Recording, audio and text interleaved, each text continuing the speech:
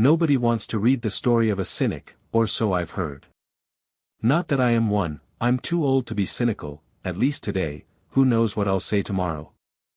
I'm too old to don cynicism like a beret, a scarf, to paint my nails black with it, to smoke it like a cigarette and complain the world is rotting, anyway. What's another pair of black lungs when the sky's been smoking chimneys? When factories are stuffed like pipes? Fair point, but I think I prefer my lungs pink. And yet I'm equally too old for hopeless romanticism, at least today, that is. I'm too old, and disappointed, to believe in love at first sight, to wear the thought of it like flared trousers or a flower crown, to drive it like a combi.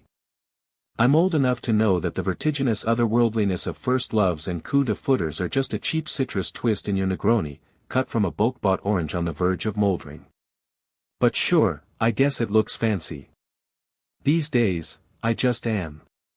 And maybe that's old enough to value familiarity, and maybe it's young enough to still believe in love, even though it wears the same pair of jeans every day, the same jacket, the same haircut, drinks from the same coffee mug, the same teacups.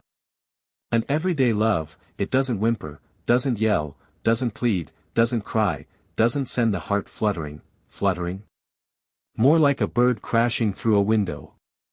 An everyday love, I suppose it's kind of boring. Just like the new shoes you bought 2 years ago, or the book you bought last month that still sits atop your reading pile. And yet it's heartbreaking, still, to be old enough to know better. To know all that magic was in your mind, that it was you projecting it onto others, that it was a waltz of defense mechanisms, trauma bonds, and the ecstasy of reconciliation, round and round we danced.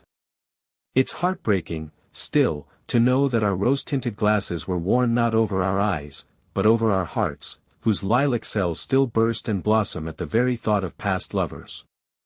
Maybe we're all still young enough to hurt, and old enough to ache.